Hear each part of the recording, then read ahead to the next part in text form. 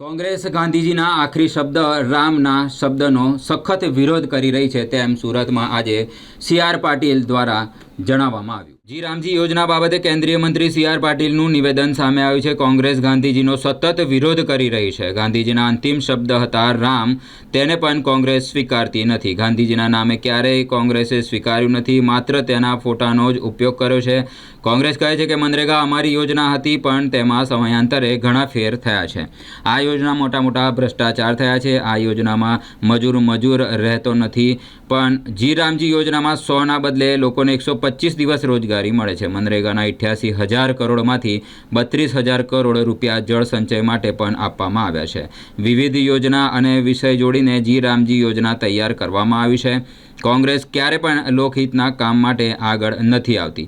મોદી સાહેબની દરેક યોજના લોકોના હિત માટે હોય છે. વધુ સેવાકીય કામ થાય તે હેતુથી આ યોજના તૈયાર કરવામાં આવી છે તેમ સી.આર. પાટીલ દ્વારા જણાવવામાં આવ્યું હતું. 1 એપ્રિલથી આ યોજના અમલમાં આવશે. 4 વખત યોજનાના નામ બદલાયા હતા તેમ સી.આર. પાટીલ દ્વારા જણાવવામાં આવ્યું છે. માનનીય પ્રધાનમંત્રી શ્રી નરેન્દ્ર મોદી સાહેબ દ્વારા વિકસિત ભારત જી રામજીની યોજના જાહેર કરવામાં આવી છે.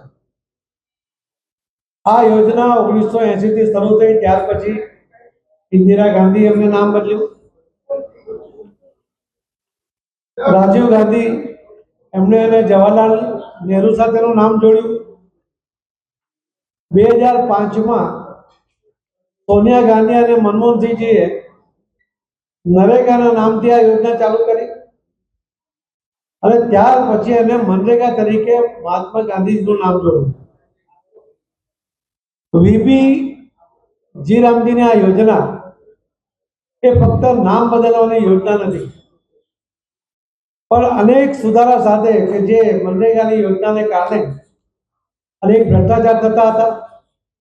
આ દેશમાં મજૂરો ઉત્પન્ન કરવા માટેનો પ્રયત્ન થતો હતો. કે આ યોજનામાં મૂળભૂત રીતે જ માટીકામ, ખોદકામ અને બીજું કશું કામને મહત્વ આપ્યું જ નહોતું. આ દેશમાં અનેક ટેલેન્ટ પડી છે, એને પણ એનો લાભ મળે, કૌશલ્ય ધરાવતા લોકોને પણ એમાંથી કામ મળે, એના માટે આ વિભિજી રામજીની યોજના માનનીય પ્રધાનમંત્રી મોદી સાહેબે એ બનાવી છે. અને એમાં જે મનરેગામાં 100 દિવસ એમાં કામ મળતું હતું, જી રામજીમાં 125 દિવસનું કામ મળશે. મનરેગામાં 15 દિવસે પૈસા આપતા હતા, જી રામજીમાં 7 દિવસના પૈસા મળશે. કોંગ્રેસના મનરેગાની યોજનાએ 35,000 કરોડ રૂપિયામાં ફાળવેલા હતા. માનનીય પ્રધાનમંત્રી શ્રી નરેન્દ્ર મોદી સાહેબે 95,000 કરોડ રૂપિયા જી રામજી માટે ફાળવી આપ્યા છે.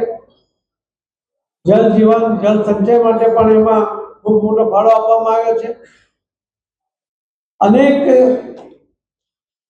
કાર્યોને એમાં સમાવિષ્ટ કરીને મોદી સાહેબે 2047 સુધીમાં વિકસિત ભારતની જે કલ્પના કરી છે, એના માટે કરોડો લોકોને પોતાનું ઘર મળે, એક પણ વ્યક્તિ ઘર વગરનો રહી જાય. આયુષ્યમાન યોજના દ્વારા કોઈ બીમાર પડે અને પૈસાના કારણે સારવાર ન કરાવી શકે અને મૃત્યુ થાય, એ માન્ય મોદી સાહેબને મંજૂર નથી. એટલા માટે આખા વિશ્વની સૌથી મોટી યોજના આયુષ્યમાન કાર્ડ, આયુષ્યમાન યોજના આપણે બનાવી. 80 કરોડ લોકોને માથાથી 5 કિલો અનાજ ફ્રી આપવા માટેની યોજના ચલાવે છે કે જે ગરીબ લોકોને એમાંથી રાહત થાય. ઉજ્જવલા યોજના હેઠળ બહેનોને ગેસના કનેક્શન મળ્યા. મુદ્રા યોજના હેઠળ લોન મળી. અનેક બેંકોમાં અનેક લોકોના બેંકમાં એકાઉન્ટ ખુલતા નહોતા, દરેકના એકાઉન્ટ ખુલ્યા. કોંગ્રેસ જ કહેતા હતા, રાજીવ ગાંધી કહેતા હતા કે 1 રૂપિયો દિલ્હીથી મોકલે છે, 15 પૈસા પહોંચે છે. 85 પૈસા જેમાં ગ્રામ પંચાયતથી માંડીને લોકસભા સુધી કોંગ્રેસના શાસન હતું, એમાં 85% એટલે 85 પૈસા ખોવાઈ જતા હતા. એ એમના પ્રધાનમંત્રીએ કહ્યું છે. જ્યારે મોદી સાહેબ પૈસા મોકલે છે ત્યારે સીધા લાભાર્થીના બેંક એકાઉન્ટમાં જમા થાય છે, એમાં કોઈ વચોટિયો નહીં અને 1 પણ રૂપિયાનો ભ્રષ્ટાચાર થતો નથી. એ પ્રકારની યોજનાની ડિઝાઇન બનાવવામાં આવી છે. જી રામજીની આ યોજના દ્વારા અનેક લોકોને આમાંથી ફાયદો મળશે. અનેક યોજનાઓનો નો લાભ લોકો જે લઈ રહ્યા છે તેમાં વધારાનો લાભ એમને મળશે. એના માટેની આ યોજના બની છે, ફૂલપ્રૂફ યોજના છે અને લોકોને ધ્યાનમાં રાખીને વિકસિત ભારત 2047 સુધી આ યોજનાનો લાભ બધાને મળતો રહે, એનાથી લોકો વિકસિત બને એના માટેની આ યોજના બની છે. આપ સૌના માધ્યમથી લોકો સુધી આ વાત પહોંચે, માનનીય પ્રધાનમંત્રી મોદી સાહેબની યોજના લોકો સુધી પહોંચે એવી આપ સૌને વિનંતી છે. ધન્યવાદ. माननीय प्रधानमंत्री श्री नरेंद्र मोदी साहब द्वारा वीबी रामजी की योजना डिक्लेयर की गई है। मनरेगा की योजना और जी रामजी की योजना के अंदर बहुत बड़ा फर्क है। मनरेगा की योजना का नाम भी पहले इंदिरा गांधी जी ने बदला था, उसके बाद राजीव गांधी जी ने जवाहरलाल नेहरू के साथ उसका नाम जोड़ा था। सोनिया गांधी और मनमोहन जी ने 2005 में नरेगा का नाम दिया हुआ था, बाद में उन्होंने मनरेगा कर दिया। मनरेगा की ये योजना मजदूर पैदा करने के लिए बनाई गई थी, ऐसा लगता है। हमारे देश में जो टैलेंट है उसका ध्यान नहीं रखा गया, सिर्फ खड्डा खोदना, माटी काम करना, उसी को उधर समावित किया गया था। और इस योजना के कारण बहुत बड़ा भ्रष्टाचार कांग्रेस के समय में भी हुआ था, और इसीलिए इस योजना को आज के समय के साथ जोड़ते हुए हमारे देश में जो युवाओं में टैलेंट है, जो कौशल्य है, उनको भी इसका फायदा मिले, इसी तरह का यहाँ पर चेंज किया गया है। जो योजना पहले सिर्फ 35,000 करोड़ की थी, माननीय प्रधानमंत्री श्री नरेंद्र मोदी साहब ने इस योजना को 95,000 करोड़ उन्होंने इसके अंदर आवंटित किए हैं।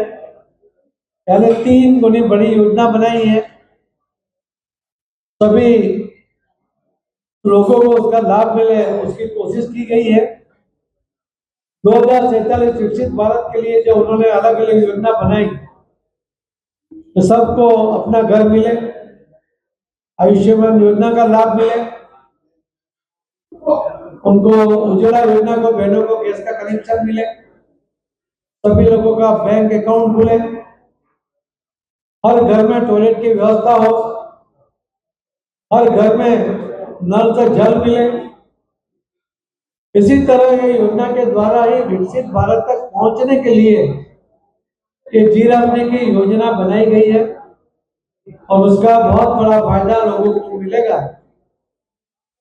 कांग्रेस ने कभी महात्मा गांधी जी को न्याय नहीं दिया, सम्मान नहीं दिया, फोटो तक उसको सीमित रखा था।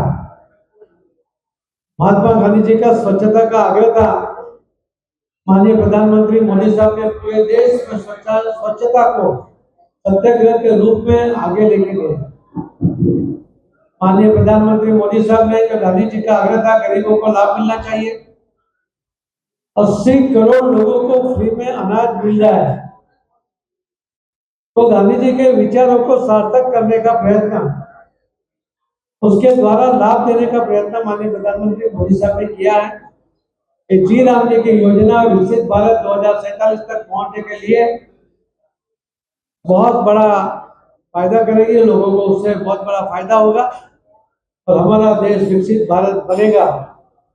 उसमें भी बीबी जी रामजी का बहुत बड़ा योगदान रहेगा, ऐसा मुझे विश्वास है। आप सबके माध्यम से लोगों तक ये बात पहुंचे, यही मेरी विनती है। धन्यवाद। जगदीश भाई, વિકસિત ભારત 2047 સુધીમાં વિકસિત ભારત કરવાની કલ્પના છે। આજે વિકસિત ભારત સંપૂર્ણ વિકસિત નથી જ, પરંતુ વિકસિત ભારત 2047 કરવું હશે તો મેં જે યોજનાઓ ગણાવી, આ તમામ યોજનાઓનો લાભ લોકોને મળશે। એના કારણે એ વિકસિત ભારતમાં મજબૂત નાગરિક તરીકે પોતાના બધા જ અધિકારીઓ પ્રાપ્ત કરી શકશે। એના માટે આ યોજનાઓ છે। આ યોજનામાં જે 80 કરોડ લોકોને આજે પણ આપણે અનાજ આપીએ છીએ, તમે વિચાર કરો કે કોંગ્રેસે જે આટલા વર્ષો સુધી, દશકાઓ સુધી રાજ કર્યું, ને છતાં પણ આજે એમને 80 કરોડ લોકોને આ ગરીબી રેખા નીચે અનાજ આપવું પડે છે, એ ખૂબ દુઃખદ વાત છે। પરંતુ માનનીય પ્રધાનમંત્રી મોદી સાહેબ એમ પણ કહે છે કે આમાંથી 25 લાખ લોકો ગરીબી રેખાથી બહાર આવ્યા છે, પરંતુ કોઈ એક વ્યક્તિ બીમાર પડે અને હોસ્પિટલમાંથી જ્યારે એને રજા આપવામાં આવે છે ત્યારે ડૉક્ટરને સલાહ આપતા હોય છે કે પૌષ્ટિક આહાર લેજો, થોડો આરામ કરજો. તો એ પીરિયડ છે કે એને જે સૂચના આપતા હોય છે ને, આ પીરિયડ પણ એવો જ છે કે જેની અંદર જે લોકો ગરીબી રેખાથી બહાર તો આવ્યા છે, પરંતુ એમને હજુ પણ મદદની જરૂર છે. એમને હજુ પૌષ્ટિક આહાર મળે, એના માટે એને થોડો આરામ મળે. એ આ યોજના દ્વારા જે અમને અનાજ આપવામાં આવે છે એના દ્વારા એને પ્રોત્સાહન આપવા માટે અને એમને મજબૂત કરવા માટેનો પ્રયત્ન છે. અને એટલા જ માટે 25 લાખ લોકો બહાર નીકળવા છતાં એમને અનાજ ચાલુ રાખવામાં આવે છે. જેના મેં કહ્યું ને કે 4 વખત આ યોજનાના લાભ નામ બદલાયા છે. ત્યારે પહેલાં પણ આમાં મહાત્મા ગાંધીનું નામ હતું જ નહીં. રાષ્ટ્રનું નામ હતું, ત્યાર પછી એની અંદર જવાહરલાલ નહેરુજીનું નામ ઉમેરાયું, ત્યાર પછી નરેગા બન્યું, પછી મનરેગા બન્યું. પણ આ મનરેગાની યોજના કે યોજનાના નામ કરતાં પણ વધુ વ્યાપક પ્રમાણમાં લોકોને લાભ મળે એના માટેની આ યોજના છે. ફક્ત ખાડો ખોદીને મજૂરો ઉત્પન્ન કરવા માટેની આ જે યોજના કે જેમાં ખૂબ મોટા પ્રમાણમાં ભ્રષ્ટાચાર થાય છે, એવી યોજનાને ચાલુ રાખવાને બદલે ત્યાં દેશના ટેલેન્ટને એના ટેલેન્ટ પ્રમાણેનું કામ મળી રહે અને એના દ્વારા દેશને પણ લાભ થાય એ પ્રકારની આ યોજના છે. અને એટલા જ માટે એને વિકસિત ભારત કે જે 2047ની કલ્પના માનનીય પ્રધાનમંત્રી મોદી સાહેબે કરી છે અને જેને સફળ કરવા માટેની અનેક યોજનાઓના મેં જે નામ ગણાવ્યા છે, એ યોજનાઓની સાથે મળીને વિકસિત ભારત બનાવવાનો જે આ કલ્પના છે એ આના કારણે સાકાર થઈ શકશે.